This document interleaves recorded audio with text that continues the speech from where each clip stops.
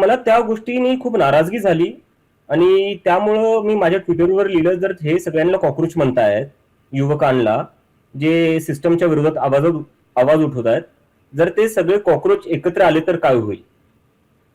मग तिथून मला खूप लोकांनी प्रतिसाद दिला. मग ते प्रतिसाद दिल्यानंतर मग मी असंच एक जोक म्हणून एक सुरू केलं की कॉकरोच जनता पार्टी.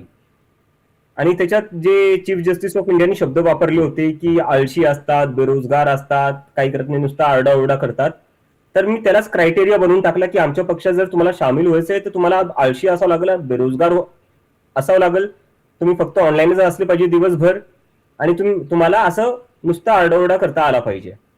तर ते लोकांना खूप मजेशीर वाटलं आणि खूप इंटरेस्टिंग वाटलं, त्यामुळं खूप लोक जमा झाली. आणि आज सांगायला गेलं तर आज आमच्या कॉकरोच जनता पार्टीवर 4.5 लाख लोकांनी रजिस्टर केलेले ऍज अ मेंबर. आणि त्यापेक्षाही मजेची गोष्ट म्हणजे कालपर्यंत भारतीय जनता पक्षाचे इंस्टाग्रामवर 87 लाख फॉलोअर होते. आज कॉकरोच जनता पार्टीचे 94 लाख फॉलोअर झालेले आहेत.